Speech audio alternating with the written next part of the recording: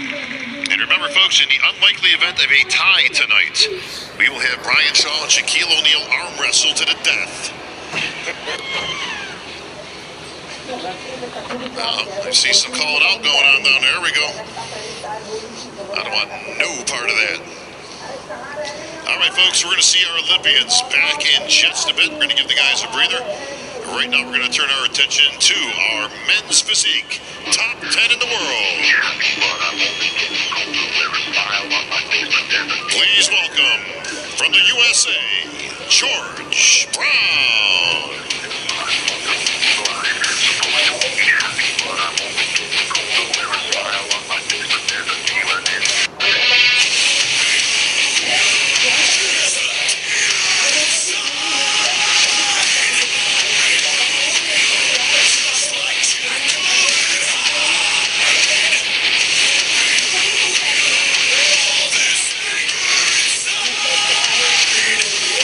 George Brown, 3 top 5s in 2019, 5th in the Arnold, 1st in Salt Lake.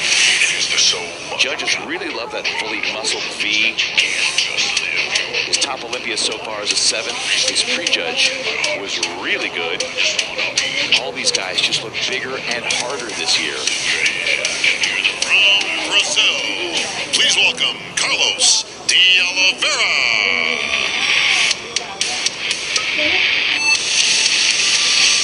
Carlos from Brazil, now living in Medford, Mass. Great showings in 2018 and 19. The win in California and the Night of Champions.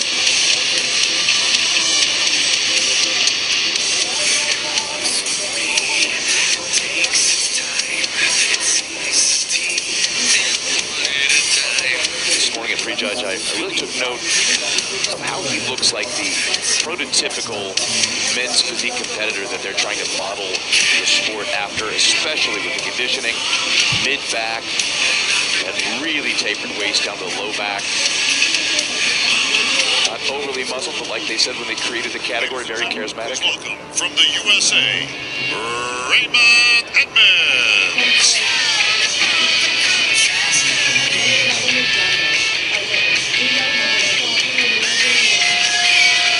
Raymont Edmunds, trying to decide which tunnel he's coming out of.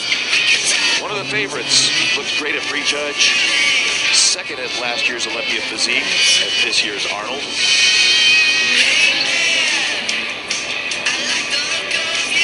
So if you look on the NPC website, Sean, and people wonder, what are they looking for with physique?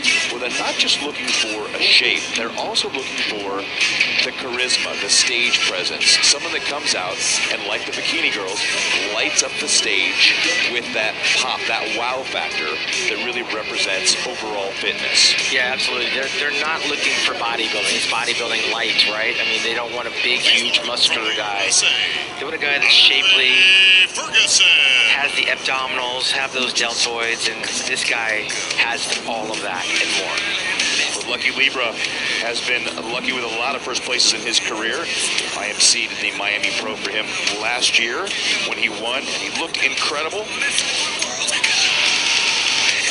Olympia, he's been very close. There's a lot of camaraderie among these guys as well. Absolutely, and you know, he has a lot of fun. He's very confident. If you take away this division, and he's going to be a classic physique bodybuilder, you know, it's a couple of potatoes away from blowing up into the next category. Actually, there's a couple guys coming up. I think one next in Xavisus Gayden, who's 6'1", 210. And there's a couple of these guys that they make fun of the physique guys sometimes. They're not missing leg day. A couple of these guys are big. Yes, Xavisus Gayden out of San Diego, a U.S. military serviceman, just retired from the military. I believe he put in over 20 years. Wow. Yeah, great representative, has a kid back home, and he does the business, man. Tall, 6 foot. Tall for me, too. Wow. He's won a slew of competitions. He's done his country a very good service, and we appreciate all the efforts that he has done, as well as entertaining us with this physique. Well, coming out of San Diego, I can only assume he's either Navy or Marine. Can't thank him for his service, but we also know if he did a full run, unless he enlisted late, he's in his late 30s to early 40s. Yeah, I don't know how old he is, but that's the funny thing about men's physique, is that age is not something we've got got around to even discussing because we're so focused on looking at these bodies. And you're right, the maturity level for an older competitor would look a lot different on a young guy. But I don't really distinguish that yet. We haven't talked about age of these guys. I have no idea how old Xavius is. 20 years in the military, he's got to be probably 38 at the least, so I'm guessing somewhere between 39 and about 42. Yeah, and this is a division that was dominated for years. Jeremy Bundia won this competition 4 times. Mark Anthony was the original physique champion here at Olympia. He's out of New York. Had 3 top 3s in 2019 to qualify with a win at the Giovanni Paula Miami Pro. And again, this being one of our newer divisions, a lot of guys that qualify by a lot of different ways, so we can't get to all the shows. There's a lot of competitions for these men's physique. We don't know a lot about these athletes and their background. They just haven't been around enough to get that information like we have on the bodybuilders. But you get a diverse group of athletes in this category, and they have different walks of life that they come from, a lot of different backgrounds. Well, and we talked about how bikini has become up to half of a local competition. Men's physique is another half to 2/3. I know that pretty much says a whole, but realistically, as labor and body intensive as bodybuilding is, and even classic physique, these are accessible to an extent to the average athlete. It's very inclusive. A lot of these athletes are coming from different backgrounds, and a lot of these athletes have other hobbies and jobs, whereas for a lot of the bodybuilders, it's all bodybuilding. They can't do anything except eat, sleep, and train. These guys have friends, they have families, they have kids, and they have jobs that they have to do. And yet, they find time to watch those calories, do the cardio, lift the weights, and still do the business. You don't get to the Olympia by moonlighting. You got to put in the work.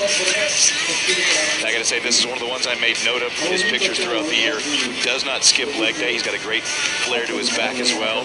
But if you look on his trunks there's some low quads sneaking out the bottom that says this guy squats as part of his daily routine. Well, not daily, but as far as his workout split. Right. Some of these guys, they put on the shorts, they come down to their knee, and you think they don't do the legs, but a lot of them do. They are lifting and squatting. They just got to be controlled. They don't want to get too big. It's not a leg contest. That's why you have the board shorts. Yeah. A lot of the bodybuilders that are resistant to this coming in call this men's bikini because the men are like, oh, they're just boys in bikinis. Well, you know, these guys are slowly eking out nice financial opportunities for themselves, building up huge Instagram followings, getting opportunities to do modeling for clothing and for these very swimsuits that they're actually in. And they get a lot of following where people want to look like them, and they wind up doing online training and online coaching, and they're laughing at some of the bodybuilders all the way to the bank, while the bodybuilders are just eating, sleeping, and training. These guys are capitalizing on a market that's growing very fast, and it's very inclusive.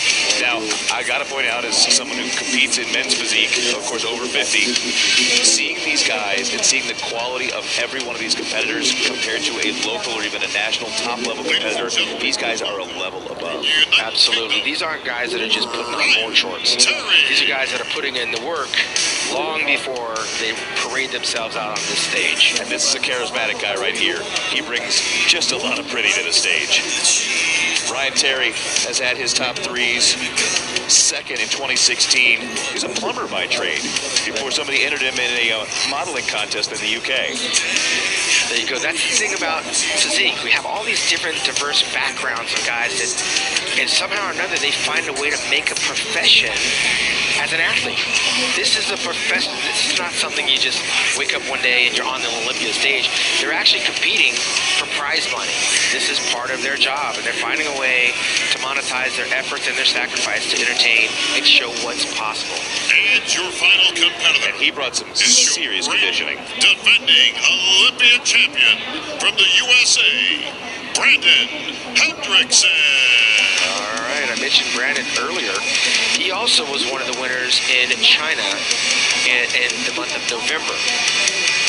And he also was inducted into the Dumbbell Hall of Fame. I don't know how that happened. It was very quick because he's still in the prime of his career. But the Dumbbell Hall of Fame recognizes athletes that are doing the business. Very full across the chest, got some round deltoids, tiny waist, nice abs. Looks like an athlete. He actually looks like trophy that they have for these guys. You know, we talk about the bodybuilders changing condition from morning to night. Ryan Terry looks a little tighter. Brandon looks a little tighter as well.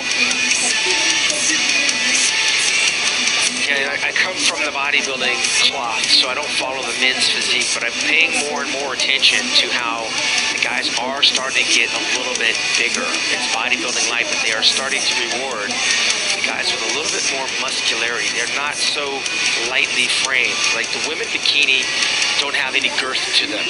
These men physique, you can tell he's lifting some weights. Oh yeah, he's got the pec. Well, he not has the skipping leg day. You see the balance from top to bottom. Yeah, those board shorts are pretty tight on him.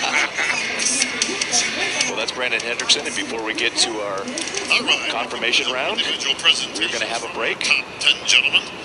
For those that saw the prejudging, you saw a very, very close contest. The judges really working our competitors hard.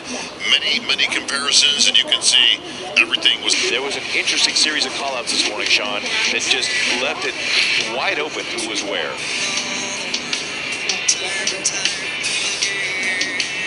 Well, I do know that this is the fastest rising division in all of the fitness industry.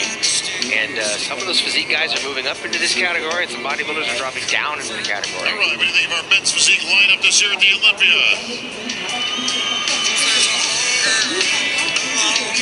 All right, let's send it down to the judging panel once again. Big Steve. Let them do their job. Bob. Ondrej Kmostak, George, Xavier, Anthony, Carlos, and Ryan. Is that what you expected, Tim, from earlier? No. Do you think this is the top call-out, or are they just kind of trying to find a place for these guys?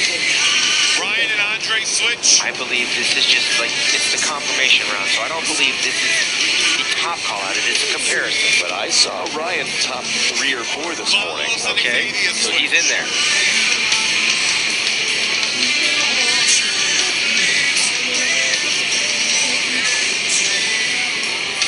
Gentlemen, turn around, please.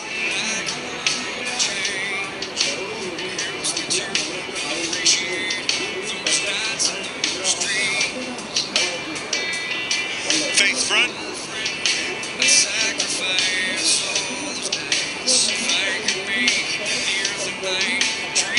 Thank you, gentlemen. That was quick. Steve Weinberger now going to look at the remaining guys, which you know will be your top 4 or 5, depending. Brandon, Ondrej Ferguson, and Raymont. Yep. This one sounds like what the fans came here to see.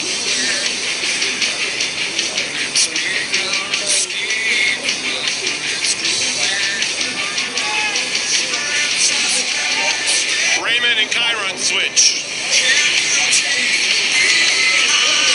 Well, Tim, we got a packed house. I mean, it looks, for all intents and purposes, to be sold out completely right now from what we just saw. They're up into the rafters for sure. Gentlemen, turn around, please. All right, the champ is nowhere near the middle.